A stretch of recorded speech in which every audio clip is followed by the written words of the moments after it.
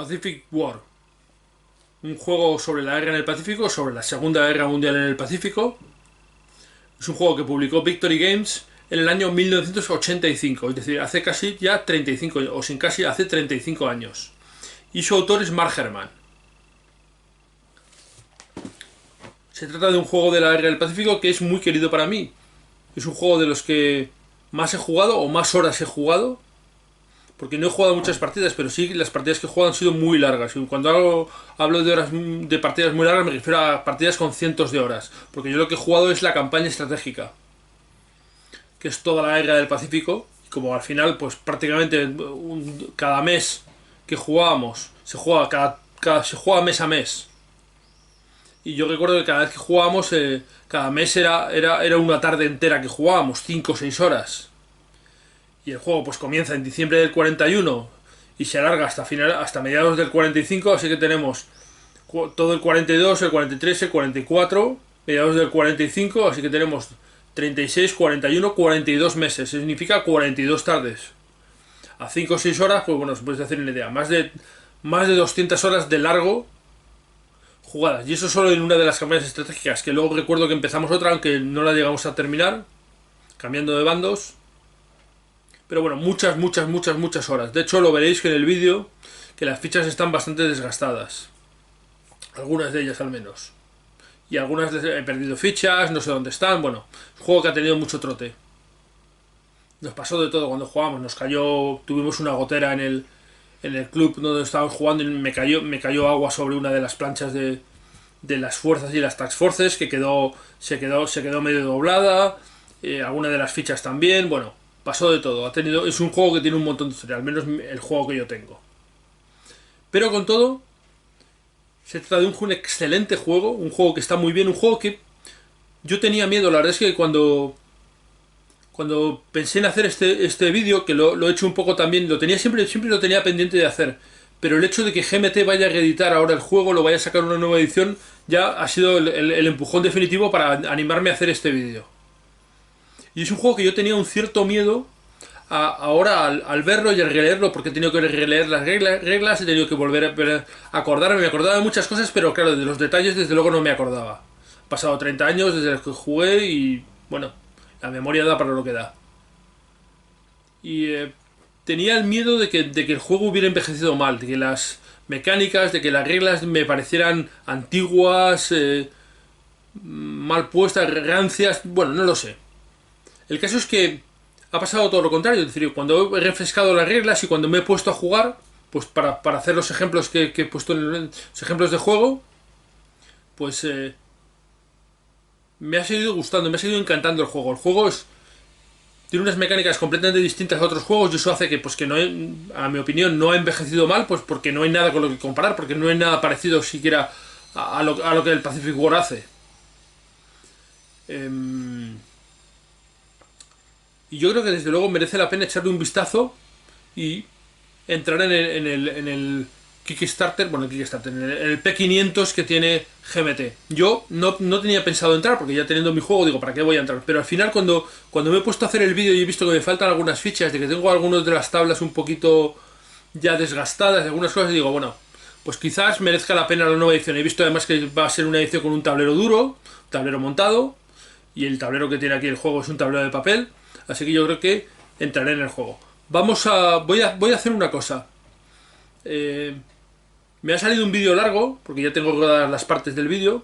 Me ha salido un vídeo largo que prácticamente llega a 2 horas de vídeo. Así que lo que voy a hacer es presentarlo en 2 partes, porque si no, ver un ladrillo de 2 horas seguidos pues es imposible. 1 hora ya es mucho. Voy a intentar dividirlo en 2 vídeos de 1 hora. En el primero explicaré un poco, o mostraré un poco todos los componentes del juego, todas las diferentes cosas que tiene, y en el segundo vídeo haré los ejemplos de las diferentes operaciones o cómo se realiza una operación, cómo funciona el sistema de juego. Si realmente lo que os interesa es ver cómo funciona el sistema de juego, creo que podéis saltar directamente al segundo vídeo, ver el segundo vídeo, y si queréis ver todo el detalle, pues en este vídeo explicaré con más o menos todos los componentes, todas las cosas que tiene el juego, y en el otro pues ya veréis los diferentes ejemplos de juego o cómo funciona el sistema.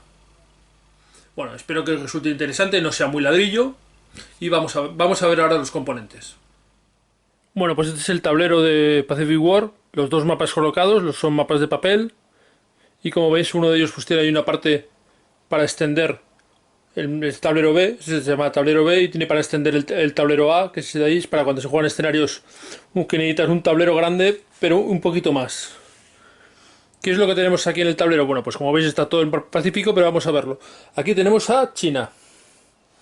Este lado de aquí es China, es la zona continental del continente asiático, China. Aquí está Mongolia. Y lo de arriba pues es Rusia.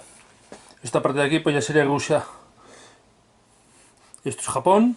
Como veis, Japón tiene ahí unos puntos de color azul, que son los hexágonos donde están los puntos económicos japoneses, que en total en los puntos azules suman 100. Y luego veis que hay otros puntos rojos que hay ahí, los puntos rojos que luego hay en muchas otras partes del tablero que os enseñaré.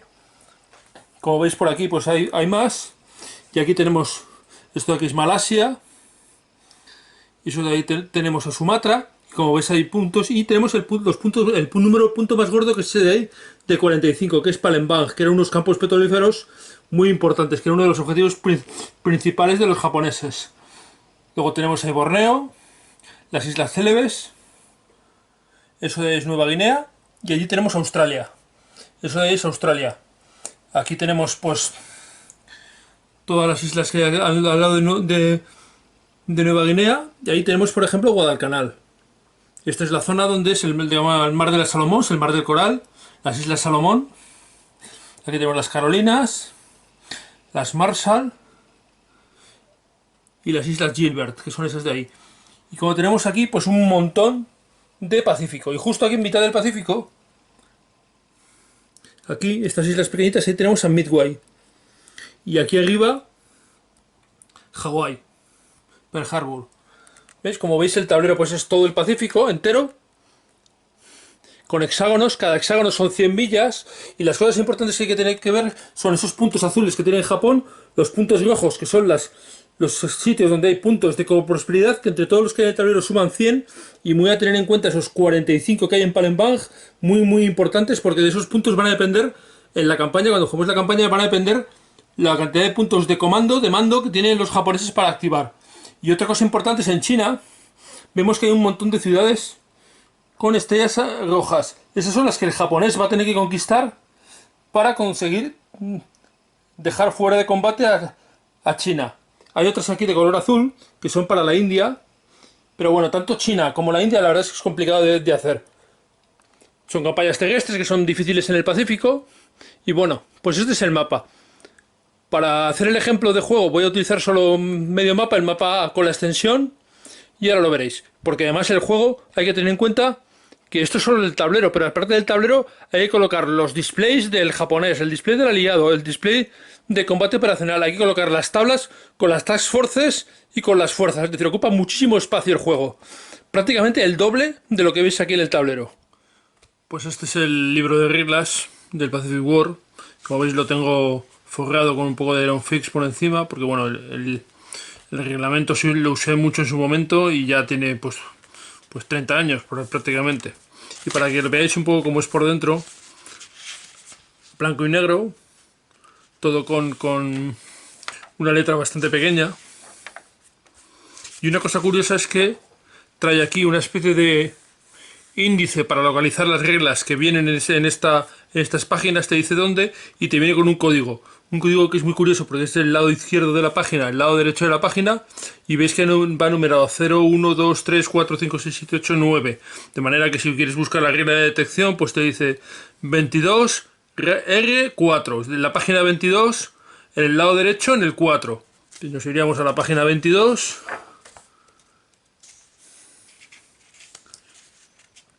27, 22, derecho y el 4, detección. Un sistema un poco peculiar de localizar las cosas, y en lugar de ir numerado como solían ir en estos juegos de regla número 7.1, 7.13 o lo que sea, sino lo que lleva es esta curiosa forma de localizar las cosas. Bueno, simplemente para que lo veáis, aquí este es un esquema de las misiones aéreas, que también vienen en las tablas de ayuda. Y tiene bastantes ejemplos también. Todo esto que viene en letra más pequeña, un poquito en cursiva, suelen ser ejemplos. Tiene bastantes ejemplos, lo cual viene bastante bien. Pero bueno, para que os hagáis una idea de cómo se arregla. Son 55 páginas, me parece que son el reglamento. Sí, 55 páginas. Alguna tabla, alguna cosa extra que venía en la parte de atrás del reglamento. Y esto de aquí es el libro de escenarios, que viene aparte, vienen 2 copias. Y este es el libro de escenarios, que empieza con los escenarios de batalla, los escenarios de engagement, lo que llaman engagement, que son directamente combates. ¿Vale? Y tenemos desde Pearl Harbor, que puede durar 15 minutos, hasta la isla de Savo, la primera invasión de Wake. Bueno, diferentes, con poquitas fichas, con muy pocas fichas algunos de ellos. Un poco para enseñarte cómo funcionan los combates de tierra, los combates aeronavales, cómo funcionan los combates solo de aviones, solo de barcos.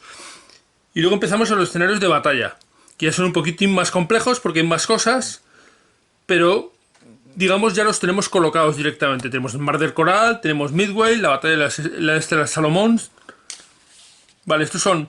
No vamos a tener que pagar puntos de activación, digamos ya está todo colocado en su sitio o está todo a punto de pegarse y lo que vamos a hacer es combatir directamente. ¿Qué diferencia hay entre los escenarios estos de batalla y los de engagement? Los escenarios de engagement vamos a hacer solo lo que es exclusivamente el combate. Digo, ya están enfrentados. Estos contra estos y se pegan. Y en cambio los de batalla tenemos un poquito más de acción. Podemos decir qué tropa que enviamos, qué no enviamos. Digamos, nos sube un poquitín más el nivel. Y como veis hay muchos, incluso aquí tenemos en la batalla del Mar de las Filipinas, Guadalcanal, Santa Cruz, los típicos que se juegan en los Juegos del Pacífico. Y aquí ya nos vamos a los escenarios de campaña. La primera campaña es Malasia, luego tenemos Filipinas, y en esto lo primero que notamos es esto de aquí, esto y esto, es decir, nos van a dar los puntos de mando, los puntos de activación, para que nosotros decidamos qué unidades se activan y qué unidades no se activan. Y nos vienen todas las unidades que tenemos disponibles. Las conquistas de la zona sur, la campaña de Guadalcanal, que es muy interesante de jugar. Es una de las campañas chulas que tiene el juego. La de la batalla de las Salomón superiores, que también está rompiendo la barrera de las Islas Bismarck, que también está muy bien, que es una campaña larga, ya son 22 meses, estas son 5 meses, las Salomón, ya son cosas más complejas.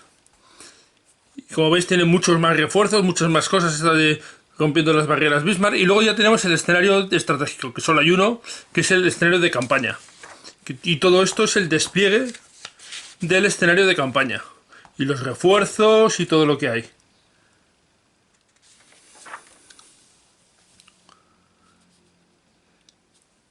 Aquí hay, hay una especie de segundo escenario de campaña. Pero bueno, en realidad es el primero. Simplemente este es un poquito más avanzado.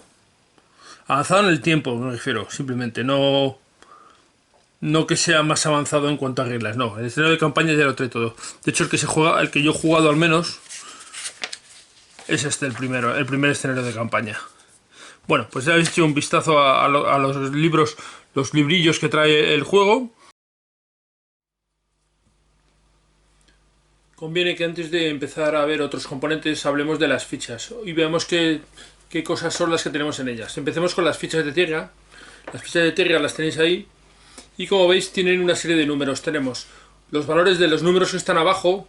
El que está situado abajo a la izquierda es el valor de calidad, la calidad de las tropas. Este es el número, es muy importante. Va a representar un poco el entrenamiento, el armamento, todos los valores relacionados con lo bueno que son esas tropas. Cuanto mayor es el número, más buenas son esas tropas. Luego tenemos el número pequeñito de en medio, que es el valor antiaéreo, que es el valor que tiene, no es el que tenga menos importancia, pero tiene menor importancia que los otros valores. Y el número que está a la derecha es la cantidad de pasos, la cantidad de tropas que son, los impactos que puede sufrir esa unidad. Y luego un número que tenemos arriba a la derecha, que es muy importante, es el número de activación, lo que cuesta activar esa unidad. Normalmente los batallones o los regimientos cuesta 1, las divisiones 2, incluso algunas 3, y las chinas pueden costar, que son cuerpos, pueden costar 3 y 4 puntos de activación. Vale, estos son los valores de las fichas de tierra. Vamos a ver ahora las fichas aéreas, los aviones. Una cosa que hay que tener en cuenta es que cada ficha aérea puede tener hasta 6 pasos, puede aguantar hasta 6 pasos, tener 6 pasos de bajas. Y cada paso va a representar 15 aviones. De manera que una ficha entera de aérea, si estuviera con los 6 pasos, pues serían 90 aviones. Es decir, son unidades, son fichas que representan muchos aviones. ¿Qué es lo que tenemos? Bueno, los aviones tienen dos lados. Un lado tenemos los puntos, lo que vale activarlo y su valor antiaéreo, que son los números que tenemos abajo. El de la izquierda es lo que cuesta activarlo, el de la derecha es su valor antiaéreo, y luego nos va a marcar el tipo de avión que es. Tenemos aviones de un motor, de dos motores y de 4 motores, que son el número que tenemos arriba a la izquierda. One engine, two engine, four engines. Y luego hay aviones de portaaviones o no portaaviones, que son los que pone CV. Los aviones de portaaviones tienen normalmente valores mayores o más potentes para atacar a barcos, y los de tierra suelen tener algo mejor de bombardeo a tierra. Que esos son los valores que vemos cuando le damos la vuelta a la ficha, como vamos a ver aquí. Veis que tienen un montón de valores y lo que tenemos son, de izquierda a derecha abajo, tenemos el valor antiaéreo, el valor de combate naval, que es el que está en medio, y el valor de combate a tierra, el ataque a tierra, que es el que está a la derecha. Vamos a ver también el rango, la distancia a la que llegan, que es el número, el que está a la izquierda, el que está en medio, es el número de hexágonos que se pueden mover. Hay que tener en cuenta que en este juego la distancia es siempre ida y vuelta. Es decir, si movemos 8, podremos atacar un objetivo a 4 casillas de distancia, porque tendremos que ir 4 hexágonos para atacarlo y 4 para volver. O bien movernos a otra base. Si podemos movernos 6 puntos, atacar a un sitio y luego otros 2 a otra base nuestra, pues gastaremos los 8 puntos de movimiento. Pero me refiero que el movimiento no es un radio de acción, sino es una distancia de ida y vuelta. Y esto es bastante importante en el juego, porque por ejemplo pasa que los aviones de portaaviones norteamericanos tienen 7 de valor, es decir, solo pueden llegar a 3 hexágonos de distancia, porque a pesar de que sean 3 de ida y 3 de vuelta, 6, con ese séptimo no pueden llegar, porque si mueven 4 luego no pueden regresar. Y esto hace que sean peores en ese sentido que los aviones de portaaviones japoneses, que pueden mover 8, es decir, tienen un radio de acción de 4. Bueno, estos son detalles que uno va viendo cuando va jugando, pero que son importantes, tienen bastante importancia. Vamos a ver ahora las unidades navales. Las unidades navales también tenemos dos lados, con importantes números en los dos lados. El primer lado, digamos, o el lado cuando la unidad está inactiva, es este de aquí que veis. Y en ese lo que vemos es el coste de activar la unidad, que es el número que está a la izquierda. Y a la derecha vamos a ver el número de impactos que aguanta la unidad, los hits que puede aguantar. Algunas unidades tienen una C, que es que cuando les falta un impacto se quedan crippled, se quedan prácticamente hundidas, pero no han sido hundidas todavía. Y esto a efectos, el efecto mayor que tiene es que el movimiento se les reduce. Tenemos también ahí el valor antiaéreo. Y si les damos la vuelta, por detrás veremos todos los valores de combate naval. Tenemos un valor de gunnery, que es el que está debajo de la G, que es el valor de cañoneo, y lo vemos a 3 distancias: distancia corta, distancia media y distancia larga. Tenemos también un valor de torpedeo, exactamente igual a distancia larga, media y corta. Y luego tenemos otros dos valores. Tenemos un valor de antisubmarino y un valor de bombardeo a tierra, que son los otros dos. La B, el bombing, es bombard, es el bombardeo a tierra, y AS es antisubmarino. Bueno, como veis, pues las unidades navales tienen un montón de factores diferentes. Bueno, ya sabemos cómo son más o menos las unidades, y yo creo que al hacer los ejemplos de juego, pues se podrá seguir un poco más sencillamente todo. Pues este es el display operacional. Display operacional, que es lo que yo llamaría probablemente el corazón del juego, porque es lo que vamos a utilizar en todas las operaciones, para marcar el tiempo, la duración de las operaciones, y además nos va a marcar otra serie de cosas muy importantes, que es la inteligencia.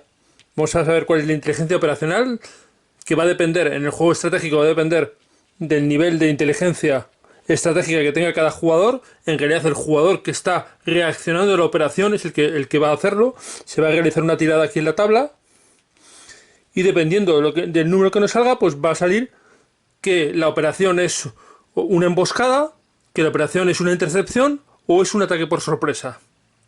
Y eso va a marcar la reacción del jugador que no está haciendo la operación. Bueno, para empezar lo que haríamos, ¿cuál es? Lo primero que haría el jugador que está realizando la operación es marcar en el turno dónde comienza la operación, en qué momento comienza. Marcaríamos el día en el que estamos jugando, vamos a suponer que empezamos en el día 5 y realizamos una operación, pues colocaríamos la ficha de operación comienza en el día 5 y luego se colocarían 3 fichas porque el jugador que está reaccionando no sabe cuál es la duración de la operación. Así que tenemos tres marcadores de valor. Por ejemplo, aquí en el 5 vemos que nos marca el 19, el 26 y el 2. Así que colocaríamos un marcador en el 19, otro en el 26 y otro en el 2. Y solo uno de ellos va a ser el verdadero final de la operación. ¿Cuál? Pues el que pone por detrás, operación acaba. Los otros, en cambio, no ponen nada por detrás. De manera que el jugador que está reaccionando no conoce cuál es el tiempo total de operación. Supongamos, la operación, como he dicho antes, puede ser a 14, a 21 o a 28 días, y esto nos lo va a marcar aquí. Es una forma que ponen para que no tengas que estar contando todo el rato, y es muy fácil. Y además nos marca cuál es la finalización por penalización, que es cuando si se alarga la operación, cuándo sería el máximo tiempo final. Y en este caso vemos que pone el 12, y colocaríamos aquí el penalty en 12. De manera que ahí tenemos los tiempos de la operación. Y aquí colocaríamos ahora la ficha del día, que nos va a marcar el movimiento. Colocaríamos, por ejemplo, la ficha del día aquí, para marcarnos en qué día estamos jugando. Y cada turno iríamos avanzándolo por aquí, mientras vamos vamos haciendo los movimientos en el tablero, que ahora iremos viendo cómo va funcionando un poco la cosa. Pero esto nos va a marcar el avance de la operación y va a determinar pues los puntos que hemos gastado en activar esas unidades. Cuando lleguemos al primer fin de operaciones le daremos la vuelta y revelaremos si realmente ha acabado o no ha acabado la operación. Si nos pone por el otro lado el marcador que pone operación de acaba, por dos lados se habrá acabado la operación y nuestras unidades tendrán que desactivarse. Si por algún motivo llegamos al final y no hemos sido capaces, tendremos que pagar unos puntos extra por activar las unidades hasta el máximo de la penalización del final de penalización, digamos, la penalización final. Ese es el máximo el que podremos activar. Activando el día 5, como máximo, tardaremos un mes y una semana más, hasta el día 12, en poder desactivar nuestras unidades. Y esto lo iremos marcando, el marcador de día nos irá marcando por dónde va avanzando el mes, en este marcador. Y otra cosa muy importante va a ser aquí, el movimiento naval. Si es una operación, por ejemplo, japonesa, pues el japonés, según vaya avanzando, va a ir avanzando este marcador. Esto es extremadamente importante. ¿Por qué?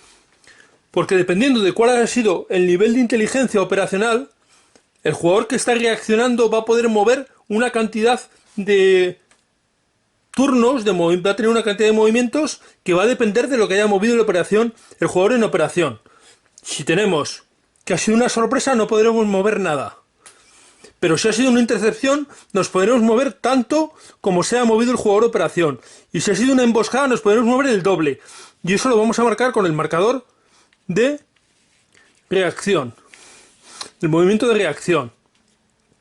Todo esto se va a marcar en este tablero. Este tablero además tiene otra cosa muy importante, que es cuando hay un combate naval, pues se va a poner aquí las unidades del combate naval y los jugadores van a pujar de alguna manera con estos marcadores de distancia corta, S, media, larga o retirada, withdrawal. ¿Cuál es digamos, la distancia a la que comienza el combate naval? Que se va a ver aquí, en esta tabla. Muy importante también esto de aquí, que va a determinar cuál es la condición atmosférica, es decir, si es de día, es de noche o está anocheciendo. Y eso va a influir también en el movimiento, sobre todo en los aviones. Cuando ataquemos con aviones, si van a poder aterrizar bien o aterrizar mal. Aterrizar de noche no podrán aterrizar. Cuando esté anocheciendo tendrán que realizar una tirada de calidad para ver si aterrizan bien o sufren daños. Y eso va a ser muy importante. Y esto lo va a determinar aquí el marcador de la lighting condition, las condiciones digamos, de luminosidad, que va a ir girando, va a ir moviéndose según vayan avanzando los turnos. Y esto es una de las cosas que decía, es decir, aquí estamos en días, vamos avanzando por días, pero cuando estamos aquí, en realidad ya son horas, porque va pasando del día por la mañana por la mañana, a la noche, a la tarde y luego al anochecer y la noche. Es decir, vamos pasando de un juego estratégico con un rango de movimiento muy largo de 2 días, de un día hasta horas. Y esto es una de las cosas que hace realmente interesante este juego. Y este display por eso tiene tanta importancia. Y aquí tenemos el display japonés, donde están todas las tablas y todos las tracks del jugador japonés. Tenemos arriba el marcador de turnos. Como veis está puesto en diciembre del 41, que es el comienzo de la era, de la campaña en este caso. Y todos los turnos por los que va avanzando la partida. Como veis, pues toda la guerra entera. Una cosa que hay que notar es que veis los colores que vienen ahí. Veis que vienen relacionados para un dado de 10. Se tira un dado de 10 y eso nos va a determinar, y lo vamos a ver aquí, el nivel de inteligencia estratégica que tiene el japonés, dependiendo del color, nivel 1, 2 o 3. Y eso va a ser muy importante para luego determinar, cuando veamos las operaciones, si hay sorpresa o no. Y sorpresa o intercepción o lo que sea, digamos, cuál es el nivel de inteligencia operacional. Y aquí tenemos la secuencia de juego. La secuencia de juego, ahí está el marcador de fase. Y la secuencia de juego que, como vemos, tiene 4 tipos de secuencia, 4 niveles o 4 líneas, que va a depender de si estamos realizando una partida estratégica, una partida de campaña, de batalla o de engagement, de encuentro directamente. La cantidad de fases pues se va a reducir. En el caso del display japonés, que es este, también hay un display americano. Tenemos además, aquí se va a llevar el registro de los puntos de cosas que tenga el japonés, por ejemplo los puntos de coprosperidad que tiene, los puntos de reemplazos, los puntos que tienen los cuarteles generales de activación. Todo eso va a estar aquí. Aquí tenemos un pequeño resumen de cómo, un diagrama de flujo de cómo se realizan las operaciones aeronavales, sobre todo las aéreas. Y luego tenemos aquí cómo se ajusta la estrategia, el nivel de iniciativa estratégica, cómo consigue el japonés los puntos de operaciones, que va a depender del número, de la cantidad de puntos de mercantes que tienes, que bien lo vemos a la izquierda, y la cantidad de puntos de recursos de la esfera de coprosperidad que tiene. Y a la derecha, cómo se gastan los puntos de operaciones, cuál es el coste de los puntos de operaciones. Bueno, como veis, pues la tabla esta es muy importante porque aquí vamos a llevar todos los registros. Esta es la del japonés, el americano tiene una igual o parecida. Cambian algunas tablas porque las tablas del americano son algo distintas. Aquí tenemos el display americano, que es muy similar al japonés, pero distinto, sobre todo en un par de cosas importantes. Primero, en cómo se obtienen los puntos de mando, que aquí el americano los va a obtener directamente tirando en un dado, en la fecha en la que estemos en la guerra, un dado y el resultado le va a dar la cantidad de puntos, que va aumentando según va avanzando la guerra. Y luego también el nivel de inteligencia estratégica, que el del americano es muchísimo mejor que el del japonés, tanto que el japonés llegaba de nivel 0, iba de nivel 1 a 3, y en cambio el americano va de 1 a 4. Es decir, tiene nivel 4. El nivel 4, que son esas líneas, esos colores azules, que lo tiene, es mayoritariamente es nivel 4 casi siempre, y eso le va a permitir hacer las emboscadas, y las emboscadas de portaaviones, como por ejemplo la que daría lugar a algo parecido a Midway. Bueno, pues estos son los dos displays que tienen su importancia y que hay que colocar, y como veis además ocupan bastante espacio. Aquí tenemos la pantalla japonesa, que es donde vienen las tablas. Y es una pantalla porque, como veis, esto pues es cartón y es mucho, y esto teóricamente se utilizaba para ocultar detrás de ella los displays de las Task Forces y de las fuerzas, de manera que el otro jugador no fuera capaz de ver qué tenías puesto en cada una de ellas. Aunque yo la verdad es que nunca llegué a utilizarlo. Bueno, aquí en la pantalla japonesa, o en las tablas, lo que tenemos aquí, para empezar lo que tenemos es la tabla donde se realiza la guerra estratégica. Digamos cómo los submarinos americanos destruyen o atacan a los mercantes japoneses. Esto va a depender, se hace solo en el juego estratégico, y va a depender del nivel de inteligencia estratégica que tengamos en ese momento, en el nivel de inteligencia estratégica aliada que haya. Se tirará un dado y dependiendo de lo que salga, por ejemplo, si saca un 6 y tenemos inteligencia estratégica 3, pues lo pondremos ahí. Calcularemos el ratio que hay de escoltas a submarinos y eso nos va a dar una letra. Bueno, cruzamos una letra, la letra va a ser una de estas líneas, una de estas filas, y lo compararemos con el, dependiendo de la fecha que sea, si es de diciembre del 41 a febrero del 43 o más de marzo del 43, con la cantidad de mercantes, el número de submarinos aliados que hay. Y eso nos va a dar la cantidad de mercantes y escoltas destruidos y también los submarinos que se van a perder. Una cosa que el jugador aliado puede hacer es decidir si va a tener prioridad en hundir mercantes o prioridad en destruir escoltas. Al destruir escoltas esto le va a venir muy bien porque el ratio de submarinos respecto a escoltas va a ser mayor y esto le va a permitir alcanzar tablas donde hunde más. Entonces, bueno, es una decisión que debe hacer el jugador aliado, el jugador americano, en el juego estratégico, pero no sirve más para eso. Una tabla, como veis, un poco enrevesada. Bueno, como casi todas las cosas en este juego, las tablas no son muy habituales. Bueno, vamos a ver más cosas. Por el otro lado, justo en el lado inverso, tenemos la tabla de búsqueda, que es una de las tablas, al menos en mi opinión, más importantes en el juego. Es la tabla que nos va a permitir detectar las task forces y las fuerzas aéreas y las misiones aéreas cuando se nos acercan enemigas. Hay 4 tipos de búsqueda que se puede hacer. Una que la puede realizar cualquier tipo de unidad, desde unidades terrestres a barcos, a aviones, en el mismo hexágono. Y luego tenemos los LRAs, es decir, las unidades de búsqueda a larga distancia, como por ejemplo eran los famosos Catalina americanos. El resto de aviones de combate, las de un motor, 2 motores o 4 motores, que utilizarán esta tabla. Y los spotters, es decir, los pequeños hidroaviones que despegaban desde cruceros o desde acorazados, los aviones que lanzaban los propios barcos. Vale, como veis en cada uno siempre hay diferencias si es de día o de noche, si estamos realizando la búsqueda de día o de noche, que esto va a depender de la condición lightning, digamos la condición de visibilidad que va a haber en la operación, a una distancia de hexágonos, y tiraremos un dado de 10 y si nos sale cualquiera de los números que vemos ahí, pues detectaremos. Lo que pasa es que, como veis, hay diferentes colores, hay rojo, hay azul y hay verde, y esos diferentes colores nos van a detectar, nos van a dar aquí tenemos la clave, nos van a decir qué tipo de detección tenemos. Hay 3 tipos de detección. La roja es la detección más sencilla, la que menos información nos va a dar. Luego el azul nos da más información y la verde nos va a dar la información completa.